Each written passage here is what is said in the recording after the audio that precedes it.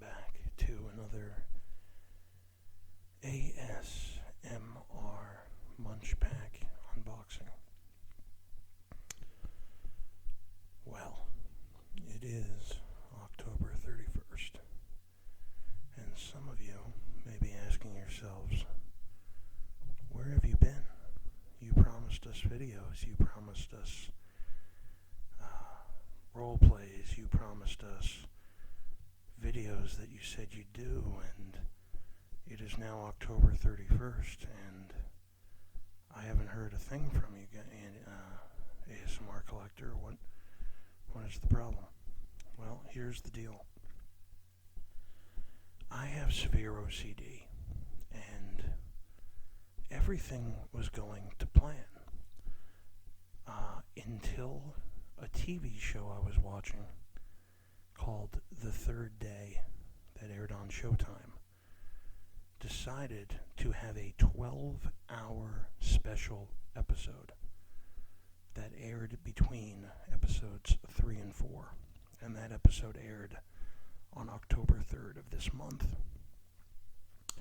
For those of you who don't know what The Third Day is, it was a science fiction-y horror, I wouldn't go into science fiction, but more of a horror show that starred Jude Law and Catherine Masterson, about a guy who, early on, we know that he lost his son, and he sees a girl about to kill herself, and he saves her and drives her to an island that his grandfather apparently was stationed at in the war, and he can't leave the island. The villagers won't let him. And I'm pretty bad at explaining how things or movies go or what they're about, because I usually give away endings and such. But anyway, it was a great show. But on October 3rd, I did not know that there was going to be a 12-hour episode. Now, it was literally a masterpiece as far as filmmaking is concerned. It literally aired live. There were no takes, there were no do-overs. It was a live episode, sort of like Saturday Night Live is live, but this was legitimately like, it was about a 20 or 30 minute delay, but it was live. And of course, I was at work, I couldn't watch the whole thing. So that one episode took about 4 or 5 days for me to be able to finish, only because I work 2 jobs. And my only off days are Tuesdays and Wednesdays. So now you may say, okay, well, that's not so bad. 4 or 5 days. What about the rest of the month? Well, the month of October was a gigantic month for books, for TV shows, and for movies. And the pandemic had delayed a bunch of these TV shows and movies, so they all came out at once. And I'm just going to give you a rundown of what I went through as far as what I had to watch before I could film this video. Now, as it turns out, my goal was to be able to finish all of these shows and all of these movies and the books I'm about to show you before the end of the month, so I could do the Munch Pack for October. And also, I have a bunch of videos I need to do that I still haven't done yet, because the way my OCD works is I have to do things in a certain order. Now, unfortunately, I have 3 books left to read, but my OCD took over my OCD, and I could not do this Munch Pack for October. In October, I had to do it in the same month, because I was not going to have an October Munch Pack in November and also a November Munch Pack in November. So, just to give you an idea of what I watched and read and did in the month of October, this is a rundown of everything I saw and the amount of hours, total hours it took me to watch them based on what they are. So, for example, for TV shows, on October 2nd, Monsterland had come out. So I binge-watched all of them, 8 episodes, 45 minutes apiece, which totals about 6 hours. The Third Day, that 12-hour episode, right now we're at 12 hours just for that, And then the other 3 episodes, totaling about 45 minutes or so throughout the month of October. 45 minutes each, I should say. Then there was a TV show that apparently had come out in early September that I did not know existed, and it was called The Sounds, and it was a Australian, I think, TV show about a guy who disappeared with, he and his wife had gone to New Zealand or something along those lines. He was about to do a big business deal there, and he disappeared out of left field, and his wife was frantically trying to find him because she believed he was alive when everyone said he was dead. And there is a big twist to the TV series, so you should check it out. It's a limited series, and I've seen these shows only because I have a jailbroken Fire Stick, so I don't know if Netflix has these or Amazon has these. Just look them up. You'll be able to take a look. But there were 8 episodes of that series, 45 minutes apiece, so that's another 6 hours. And then, on September 18th, I did not know this show came out. I'm a huge Jurassic Park fan. And there was a cartoon that Netflix had created called Jurassic World Crusty Crustaceous, or Crustaceous Creatures, or something along those lines. But there was 8 episodes of that series, about 24 minutes apiece. So that was about 3 hours and 20 minutes, roughly. And then on October 9th, Ghost Rider Season 2, the first half of it, aired on Apple TV. There were 7 episodes of the first half of Season 2, about 26 minutes apiece, so that's another 3 hours right there. And on the same day, October 9th, The Haunting of Bly Manor, released on Netflix. And there were 9 episodes of that TV series, about 53 minutes each, so that's another 8 hours, 8.5 hours, I should say. And on the same day, October 9th, the second season of Fast and the Furious Spy Racers, a cartoon on Netflix based on the Fast and the Furious series. That was released. There were 8 episodes of that, about 26 minutes each. So there's another 3.5 hours right there. So just from October 2nd to October 9th, I had roughly 40 hours of TV that I had watched. And I still wasn't done. Because on October 16th, on Hulu, Hellstrom, the Marvel series Hellstrom, was released. There were 10 episodes, about 45 minutes each, so there's 7.5 hours there. And on the 19th of October, 3 days after that, the second half of the first season of Unsolved Mysteries was released. 6 episodes, between 36 and 45 minutes each, so that's another 4 hours. And all the while I'm binge watching all of these TV shows, I'm also watching the TV shows that are already airing. So for example, during this binge watch of all of the shows I've mentioned, you had 3 episodes of Bob's Burgers, you had 3 episodes of Family Guy, each 26 minutes, so it's an hour and a half for both of those each. 3 episodes of The Simpsons, another hour and a half of TV.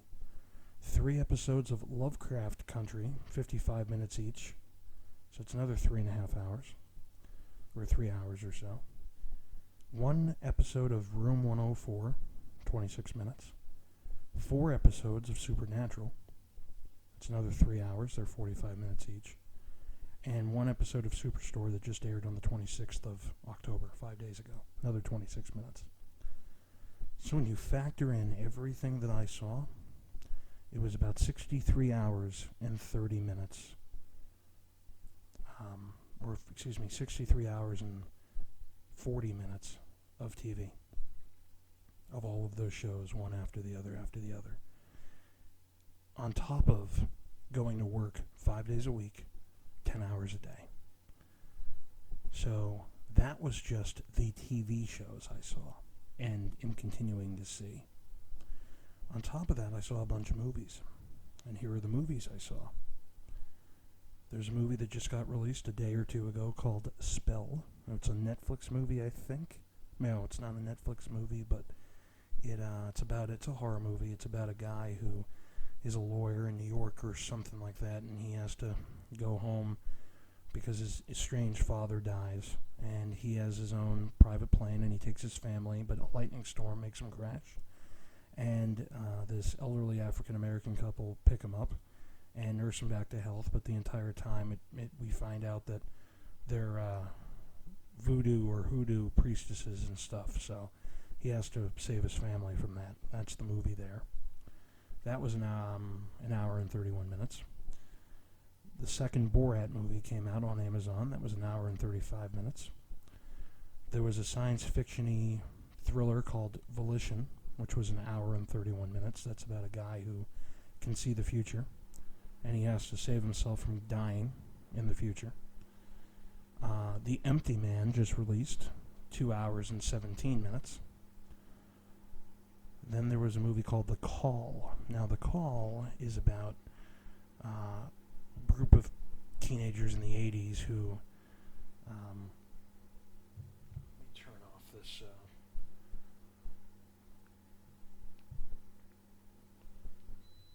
heating system. I don't know if you guys could hear that or not, but The Call stars Tobin Bell from the Saw series and Lin Shaye, who made a name for herself in the horror movies that have come out, like the Conjuring universe or whatever movie she's been in. I forget, it's either The Conjuring or Annabelle or one of those. I think The Conjuring. But they're both in that movie, and it's about teenagers who harass Lin Shaye's character. She ends up killing herself, and her husband makes them come over and offers them $1 million if they can survive the night in his house. And some demonic entities appear and everything else, so check that out if you want to. It was okay. Then there was a movie called Hanukkah, the Jewish holiday, about a serial killer rabbi. It's an hour and 46 minutes there. Then there was a movie called The Mortuary Collection, which I think was a Hulu or Shudder movie. It stars Clancy Brown. He was in that movie or the TV series recently. What was it called? With the robot girl who came from the airplane crash. I forget the name of the series. It only lasted one season. It was on ABC, but anyway. So The Mortuary Collection, which is basically a movie with 3 different horror stories inside of it. And the mortician, he plays a mortician. So that was an hour and 48 minutes there. Then there was another Amityville horror movie called Amityville Harvest, which was an hour and 33 minutes. And then there was another movie called Reap Town, about a woman who gets released from prison and for work release has to basically be a security guard at this old mill, and supposedly she goes missing, and her sister, who also got released from prison, takes up the job for work release to try to find her and whether or not she survives. So that was another hour and 17 minutes. So if you add up all of the movies I saw, we're looking at about 12 to 14 hours there. So now we're at about 78, or roughly 77 to 80 hours of television/movies. Again, on top of sleeping, on top of working 5 days a week, 50 hours a week. So as you can see, I was pretty busy.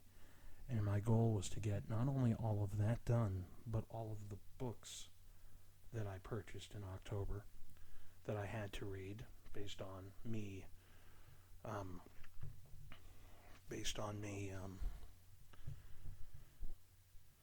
watching what I normally watch, read what I normally read based on these series. So without further ado, I'll show you what I've bought and what I've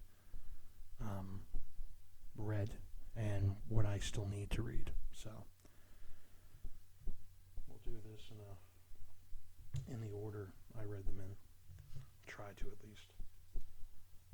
So the first book is a little biography of R.L. Stine, who, if you lived under a rock or are very, very young watching this, but even then you should still know who he is. He is the author of Goosebumps and Fear Street, and these are books that I still read today and books that I have grown up with my entire life. So Martha London is the author of this little autobiography, and nothing really newsworthy from this book. I pretty much know all of this. He had it in his own autobiography that he wrote 20 years ago. So, but anyway, I bought this because I'm a huge R.L. Stine fan, and so I buy anything about him or any books that he writes. I try to. So that's book number 1. Book number 2 is a series that just released. It's been out for 4 months, and it's a poor man's, if you will, Goosebumps series called Frightville. And the author of Frightville is Mike Ford. And this is the 4th book in the series called Night of the Mask. And basically, again, this is, his attempt at a Goosebumps type series. And it all revolves around a store in the same town, which I don't think is ever told. I don't think we're ever told where the town is, but in this town there is a store called Frightville. And all of these kids who end up in these stories usually have bought something from the store. So the first book, Don't Let the Doll In, was about a haunted doll who had a spirit inside of her. Curse of the Wish Eater was number 2. It was a Wish Eater figurine that you put a wish in its mouth, and it was supposed to grant your wishes, which it did. The Haunted Tea was book number 3, and that had to do with, I believe, an old trunk in an attic where this girl moved into a new house with her father. And then Night of the Mask had to do with seeing things that aren't there based on wearing this mask. So that was book number 4. In R.L. Stine's newest series, Goosebumps Slappy World, My Friend Slappy is book number 12 in that new series. And book number 13, Monster Blood is back, so I can't wait to read that. But anyway, that comes out, I think, early next year. R.L. Stine used to write a book a month, but now he basically writes 3 or 4 a year because he's getting up there in age. So this came out. By the way, this is about 110 pages. This is about 110 pages. The autobiography was about 40 to 45 pages, just to give you guys an idea of how many pages I'm reading. Then this came out. This is R.L. Stine's new series called Just Beyond, and this is the 3rd book in the Just Beyond series called Welcome to Beast Island. And these are graphic novels, is what these are. And this is about a uncle who takes his niece and nephew on a trip for excavation, and he lies to their parents and says that he's taken them to Disney World, but in reality he's in this island that all his doctor friends told him not to go to, and he ends up going anyway. And one of his nephew gets bitten by something, and he starts turning into a werewolf and a monster, and it's them basically trying to navigate out of that situation. So this was roughly 110 pages or so as well. And then we have Rick Riordan Presents the 2nd book in the Tristan Strong series called Tristan Strong Destroys the World by Kwame Mbalia. And this has to do with African folklore and all the gods of the African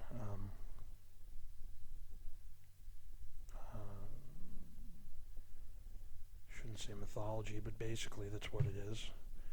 So Percy Jackson was Greek mythology. In this case, Tristan Strong is African mythology. So this is the 2nd book in the series. This was about 420 pages. So we have that. And then the last book in Rick Riordan's Trials of Apollo series called The Tower of Nero. And this is book number 5 in that series. And this was another 420 pages or so. and we're done. Nick Riordan's done with the series. This was the final book. So I got up until this book yesterday, and I am 3 books short from being able to not only do the video I'm doing now, but also do all the other videos I had planned for this channel. These are the 3 that I still need to read, and they're all by an author named Blake Crouch. Now, for those of you who have not heard of Blake Crouch was the author of a series called Wayward Pines. And if you recall, Wayward Pines aired on Fox about 3-4 years ago. And I remember seeing the previews for Wayward Pines. Matt Dillon was in it, Terrence Howard was in it. And I remember seeing, oh my God, this series looks amazing. And I think this might be the first time I've ever done something like this, where I was 3 episodes into that series, and I couldn't wait until the following week to find out what happened. I literally went out and bought all the books. The series was so good. And the book series was so good. The book series was better than the TV show, obviously. And in season 2 of Wayward Pines, it kind of does its own thing. It doesn't follow the books at all, really, in season 2. But anyway, Blake Crouch, I don't want to ruin Wayward Pines. I think you guys should all go. It might even be on Netflix now, but try to find it. It's a great TV series, and it's a great book series. Read the books. I recommend them wholeheartedly. Blake Crouch also wrote a book called Dark Matter, about a guy who tries to fix his relationship by time traveling to different dimensions. And that was a pretty good book as well. So what I did was I said to myself, you know what, I'm going to go and I'm going to look at what he's written, and I'm going to try to find any of the horror books or science fiction-y books that he's written, and I'll buy them. So the first book that he wrote was called Abandon, and unfortunately I bought this off of Amazon, and I did not realize it was a library edition of the book. So you get all this stuff all over the book, and I'm not a fan of that. I'm very particular, but it can still make sounds like this, which I love.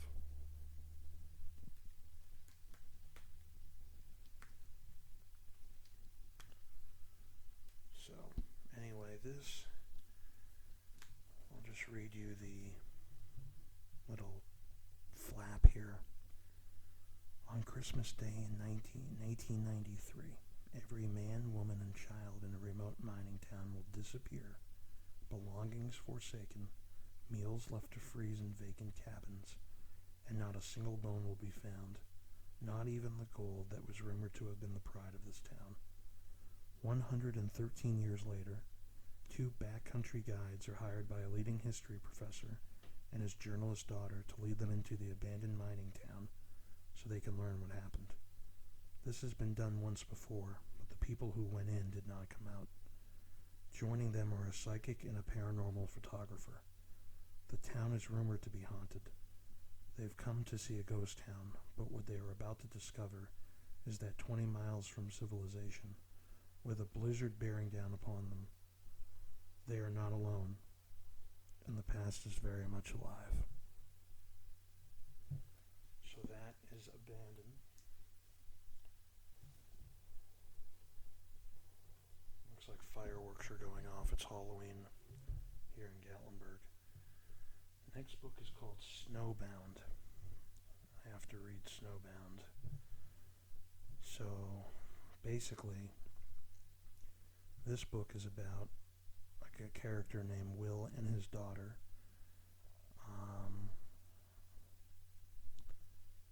5 years ago, Will's wife vanished during an electrical storm, and Will is suspected of killing her. So Will took his daughter and fled, and an FBI agent one night appears and tells them that she or he believes that they're innocent. And Rachel was not the first person who's disappeared during an electrical storm, and she won't be the last. So they go to Alaska, And apparently the truth is infinitely worse than they ever imagined. So, I'm pumped to read that mystery. And then the last one is the most recent book he wrote called Recursion. And